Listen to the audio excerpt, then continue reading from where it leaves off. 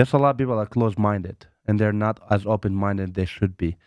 When I was told about this, and they told me what kind of money you can make, which was actually Dan Shinad and his recruiter, I had no idea. Like at first, it sounded too good to be true, but I was kind of open-minded for it.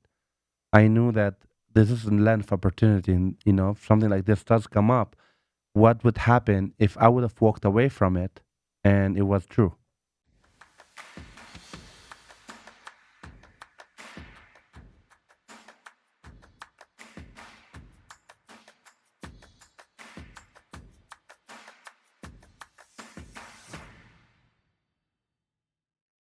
Andrew Taylor here. Today we got a special guest, Shadi Gharfeh. Thank you for coming in. Thank you for having me. All right, so you're the number Two. number two, 2 years in a row. Yep. Steve Giordano snuck in Uh, and tricked you, acted like he was going on vacation. yeah, it did, but it was kind of funny. That is hilarious. But you put up some massive numbers, Hmm? like crazy numbers. And you're doing this all over the phone? I do it over Zoom actually. You I do? share my screen with the client, and I just do it all over Zoom. And what's the number one type of product you're selling? Right now I do Ethos. Now obviously Ethos doesn't take everyone, and that's when I go different carrier if I need to. But you're going IULs. 100%. So sell me on why I should get an IUL. Well, first thing first, actually, if you don't get it, I mean, that means you don't like me, because the reality behind the IUL, it builds cash value. You never lose your money in the market downturns. You have life insurance. You have living benefits. You can have access to retirements. You can have it for your kids' college funds.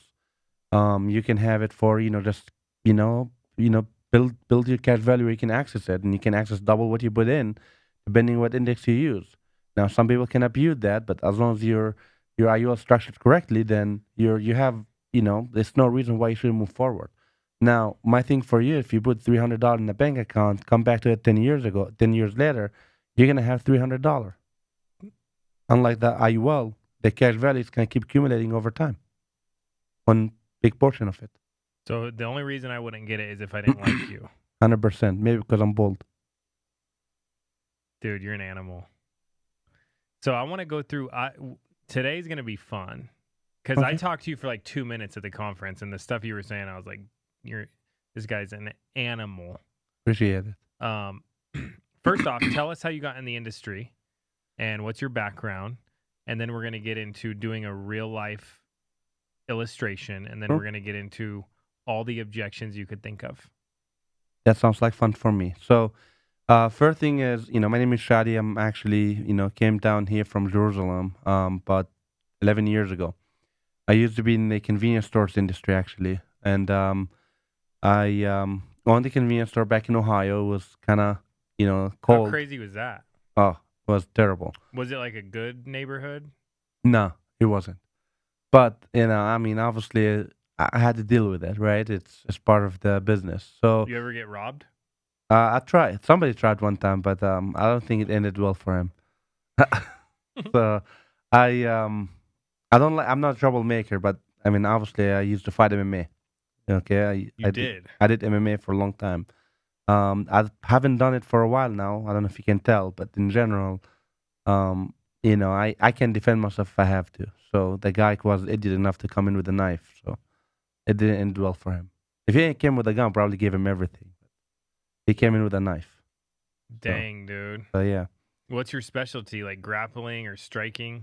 Grappling. I have jiu-jitsu. I got boxing, Muay Thai. I did. I have black belt in karate, and same as Hapkido. So you So, could take the belt back from Giordano. um, forcefully maybe, but that would not be that would not be fair. Are you gonna beat him this year? Maybe. I mean, I think I would. I'm not competing. Be honest. I'm competing with myself now.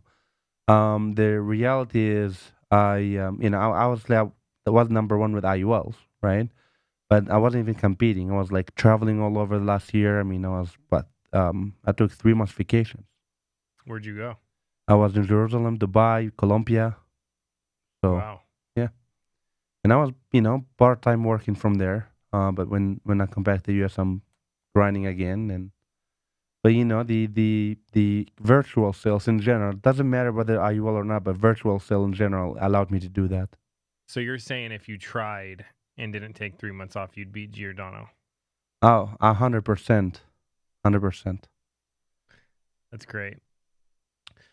So you came to the U.S., married, kids. What's your motivation? So I came for the opportunity. So I came down here to work, and I did actually. I worked my butt off. I worked for a friend of mine. He told me the he used to work. He used to have a store as well. So I learned from him all the stuff in the stores here. I mean, I used to work back home as well, and I was saving my money, and so we opened a convenience store, and then we sold it. Then we got into the brokerage industry. I used to be a business broker, so I used to evaluate businesses, like take their P&L and tax return, and kind of evaluate what they're worth and kind of put them in the market for sale confidentially. And I was doing that for a while, and then I got into the flooring industry, and without saying company name, but I was their number one agent as well. And when I left there, they were Was it trying. Floor and Decor? Oh, we can say names here. Empire Today. Oh, okay. I Yeah, mean, we just don't really talk about got it. other insurance agencies, but we can talk about flooring companies. Got it. Okay, yeah. Well, Empire Today. So they were trying to. So when I tried to leave, I got a guy like their head recruiter tried to contacted me, and he was trying to get me to L.A. from Florida to do a bunch of training, like to give me like 200 grand a year job and just train everyone at Empire Today how to sell. I obviously had a baby then. I'm like, nope, I'm sticking where I'm at. That's when I left them. I went to insurance, and I never looked back then, man. How much do you love this industry? Oh, dude, I love it. It changed my life a lot. It changed my family life. As long as you do the right thing for your client, for yourself, and for your family, man, you're succeeding. Do well. Someone said to me, they're like, in no world ever would you and me be making this kind of money. And I was like, that's probably true. So normally, like I had if there's a lot of people that are close minded and they're not as open minded they should be. When I was told about this, and they told me what kind of money you can make, which was actually Dan Shinad and his recruiter, I had no idea. Like at first, it sounded too good to be true, but I was kind of open minded for it. I knew that this is a land of opportunity, and if something like this does come up, what would happen if I would have walked away from it and it was true? Even though like I took the leap of faith, knowing that it might be too good to be true, I just went to the office anyway. Yeah, but it's not too good to be true because it's hard. Indeed, what I'm trying to get to is, to me, not hearing about it previously, it sounded too good to be true, right? So that's what got me into like, oh, okay, well, maybe not, but he invited me to the office, or maybe I should go. It's like 2.5 hours away. You know what? I'll do it. Like I'll see, right? But when I went there and saw what they were doing, I mean, it was impressive. That's legit. Yeah, And now you're number 2, 2 years in a row. correct. And how long have you been licensed again? Uh, 3.5 years, 4 years. 3.5 years. Yeah. Cool, man. So you're still learning. Oh yeah. Oh yeah. I'm still in the learning curve. So IULs, when you just pitched me on IULs with that pitch, is that part of your presentation? Yeah. So I keep it straightforward with the clients. I just tell them exactly what it is, and hey, what got you interested in the IUL in the first place? I try to figure out because here's the thing: the leads we run, there are people who are interested. They fill the form out, right? They're not somebody who just we're not cold calling people here. So But when you still get objections of people that oh didn't. yeah, Like it's not some people hear that and they go, "Oh, every person wants it that I call." That's not true, right? That's not true still, because some people will still try to reject you, and you're gonna have to deal with rejections. Yeah. It's just a lot of people, what they do is, they get their rejection, and they stumble and fall, and like, okay, that phone becomes too heavy for them to pick up anymore, because they just got rejected, or they got F bomb on them, or whatever it is, right? The reality is, the more dial you do, you're gonna get someone. You're gonna someone say yes, and that's all you gotta look for is that one yes. Yeah, that's good. So you're to me, it seems like you're really good because you sold me, and then what you said is, "Are you not going to buy it? Because do you not like me because I'm bold?" Or I usually say that, or maybe because I'm Middle Eastern, or I'll pick something that make them laugh a little bit. Okay, so Yeah, use humor. yeah. That's cool. Okay. I just let them know. I listen. Normally, people are not liking this, or they want to think about it. Look, the thing is, you've been thinking about this for 62 years. You're 62 years young. That's number one. Number two, if you're 62 and you still want to think about this, that means not the fact that you want to think about it, the fact that you don't like me. So what it is, because I'm bold, or is because I'm Middle Eastern? Yikes. That's You know? good. Yeah, So I have a few questions, and then I want you to do your presentation on me. sure. And we'll pretend like I went on Instagram, I saw an ad about IULs, I filled it out, and then you ended up with that lead. Yeah. Um, So you so, want to start from like the phone call to booking appointments? well, we'll do both of those. That's But my fingerprint. question is this: how are you getting people to show up, and how are you getting them to get on Zoom? Because I haven't done Zoom sales. I always was in the field, but I recently started doing sales over the phone and on Zoom to learn this whole new world. Yeah. Um, and what I'm finding is my no-show rate is way higher. How do you how do you handle that? Um, Good point. My no-show rate is high too, and that's something I haven't overcome yet. All I can say is, usually when the client's on Zoom, it's easier to close them because you can share the illustration, show them some numbers. And a lot of times when people show up on Zoom, most time they're actually more committed than somebody just picking up the phone and answering, because they're, getting set up and ready to see some numbers. So I think I get a better results, having them on Zoom. And if they no show, what I do is just double book the appointment. So what I do is they get a text confirmation the day before, and they have to answer yes to. And in the morning of, they have to answer yes to. If they don't, we're double booking that appointment with a different one. As right now, I have a 4:15. I have three 4:15 appointments. You didn't confirm. Guess what? We triple booked it. Now I have a three. Now the Gotcha. other two, they might might get mad. I'm like, sorry, you didn't confirm. We did tell you on Zoom So on the you're call. busier than they are. Mm-hmm. We did tell you on the call that you need to make sure that you're confirmed. If you don't confirm, we see 200 Is people a this day. a text that they get, or what Yeah, is it? the text. And my staff is really good at tracking that down. So you're triple booking. Yeah, if I have to, if they don't confirm, I'm triple booking. How much you spend on leads? Close to, well, 20K maybe, 20, 22, And depends. how much annual 20K what? A month. And how much annual premium are you writing? 1.4. Okay. So And how much of that do you think is chargebacks? maybe about 15%. So I think I mean, I've heard that the nationwide average with carriers is like 30%. IULs, I've heard it's better because Yeah, it does all the things you talked about in the beginning of the call or in the beginning of this. Um, so we have an exclusive IUL product that only we have with Ethos. correct. Do you sell any of the other products? I do. I like, all carriers are amazing. I like Ethos for a lot of reasons. Okay, reason number one, I mean, the client get an instant decision, right? Reason number two, it is flexible as well.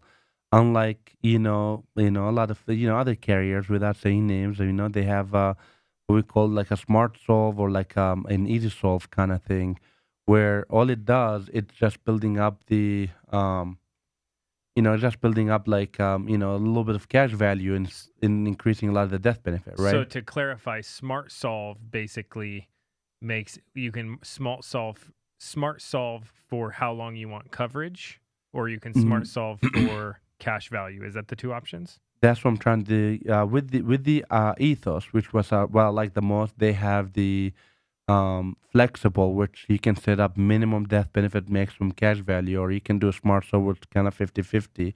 Yeah, I You like the know, minimum death benefit, maximum hmm cash value.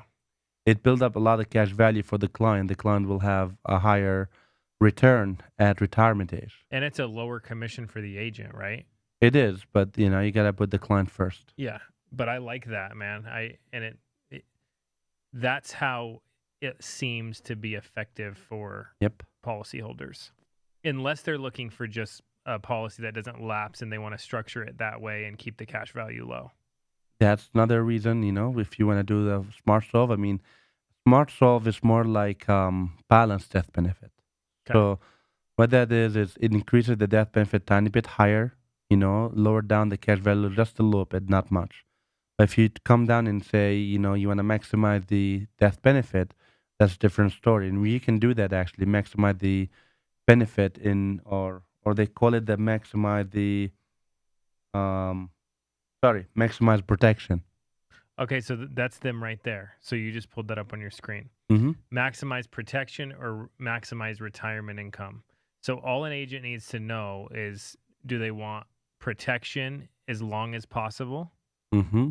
and they're not worried about cash value, or do they want the cash value to grow? So depending on the And they client can needs. they can Yep, click either one of those boxes. correct. Okay. Depending on the client needs, you can actually set it up however the client is needing they're needing the policy. If they want it like, hey, I want the highest death benefit as possible and leave a legacy behind. So there it is. You can do maximum, protection or I vice gotcha. versa, maximum cash value. And then Ethos IUL knockout guide is up there in the corner. Yep, right there. Do you use that? I actually used to, but now I'm kind of learned it, so I know You what. know it. So if someone wanted to know who qualifies, they can go here. So Mm-hmm. let's look at this. What's the maximum amount of coverage you can get on this product? 1 million. Okay. Depending on if they're older, like if they're retired, they're not working, then half a mil. So knockouts, autoimmune disease or disorder, and then it lists a couple of them. But if you scroll to the right, if you're wondering if someone qualifies, you can just go on here and you can go, okay, they have XYZ, and then they can um, basically be you won't run them through a product if there's one of these knockouts on here. 100%. Okay, can you go back to the illustration page?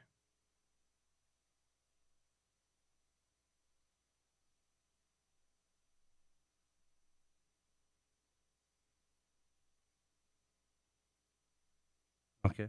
Okay. All right. So let's start from the phone. I filled out a form, and let's start there. You call me. You sell me a policy.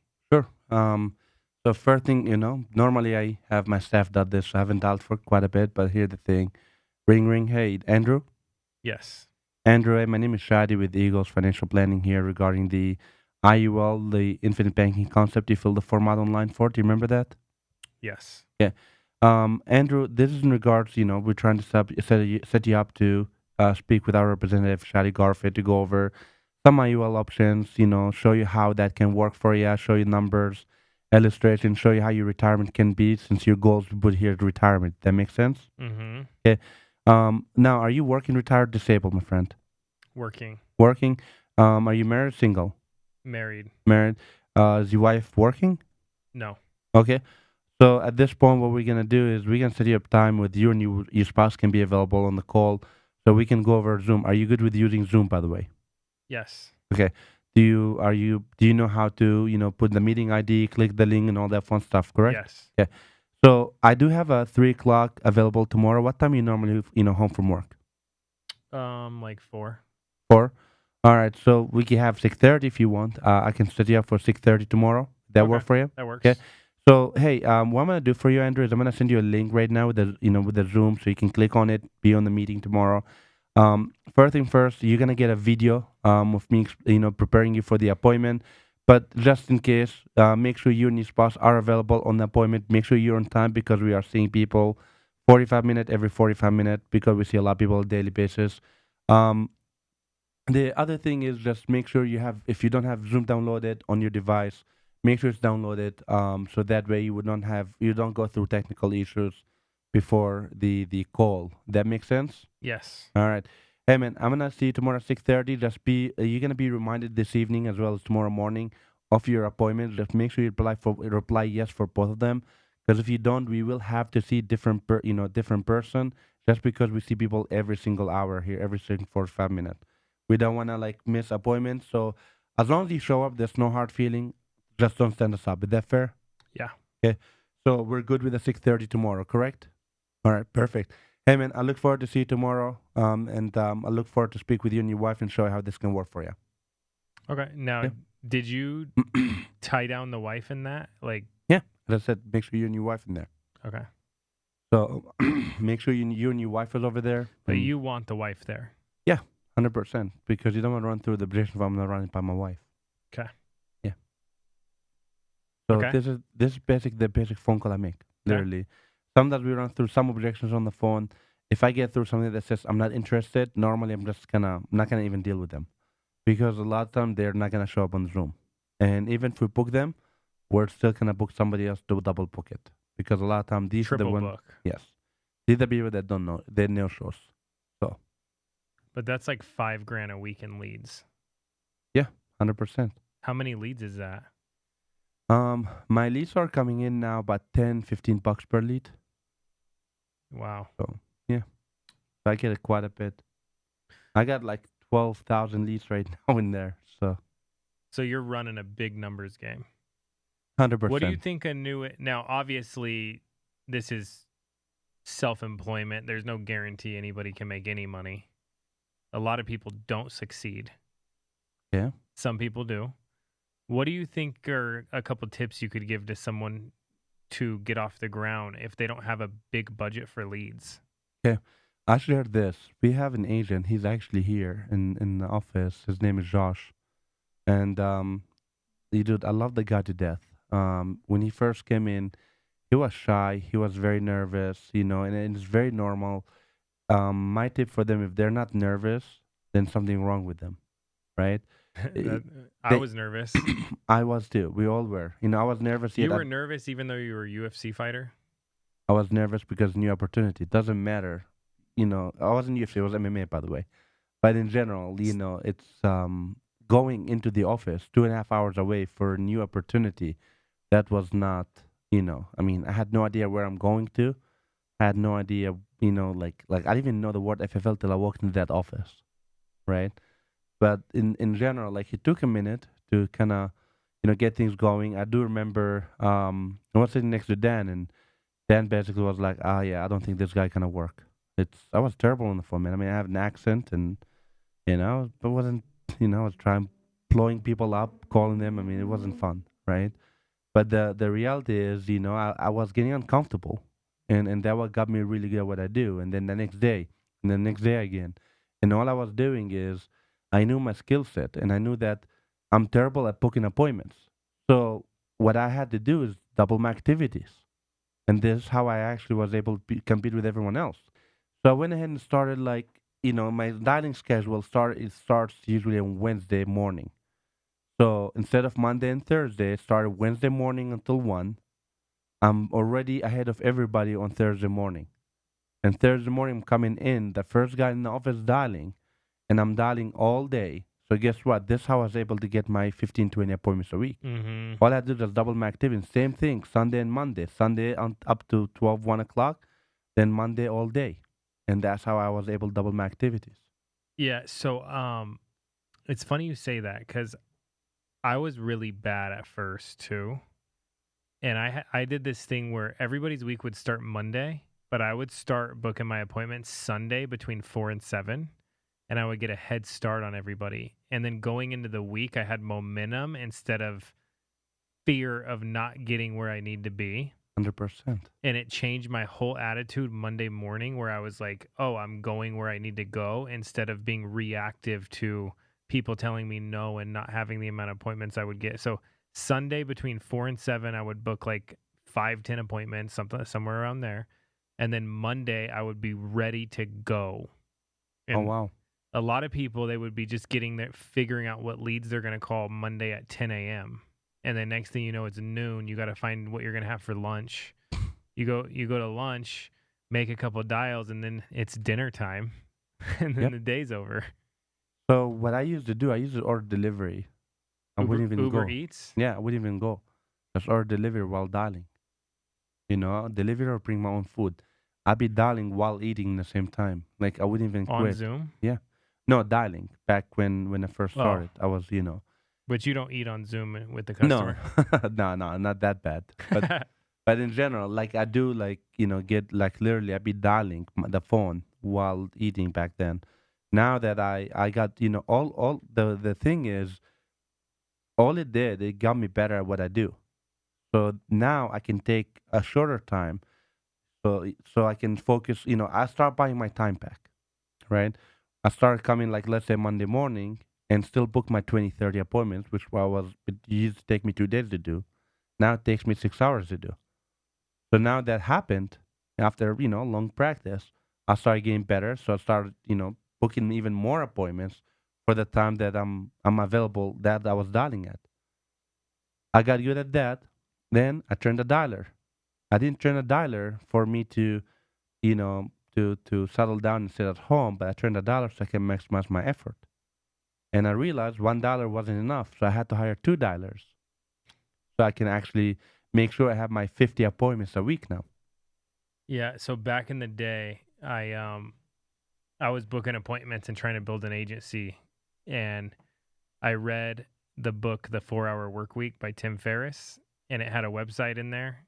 Well, first my friend read it. He told me to, and there's a website in there that said you can get like freelance work. So it's easy to find dialers. You could also find VAs for only a few bucks, Yep, like a few bucks an hour. So I went on there, Upwork.com it was.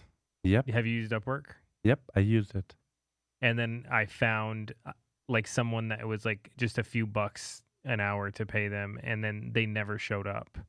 Then I was like, what if I paid somebody like, $10 or $13 an hour, which overseas could be way more money to them? Would they actually show up? And then I got this dialer army who was amazing, dude. But this is the thing that I always tell people: you have to train them. If you don't train them, they're not going to be good. So 100%. you got to practice, you got to role play, you got to do all these different things. Oh yeah. It's that the one thing that what a lot of people think is yeah, getting a dollar, I mean I'm just gonna get comfortable. And that's not the case here. I tell my daughter actually, and I hope they listen to this too. I say I'm straightforward, right? And I just tell them, hey, listen, if I have time to dial, I don't need a dialer. So you make sure I don't have time to dial by making sure my appointment is booked. Yeah, that's true. Because some people are just looking to not work. Yeah. Like, I'll get a dialer and I won't work. And then they're like, oh, I'm not making any money. And now I have an extra expense. Mm-hmm. No, the way I look at it is you gotta make sure you maximize your effort there and make sure that your dialers are doing what they're supposed to do. And I'll tell them straight up, hey, if I have time to dial, I don't need you. Yeah, that's good.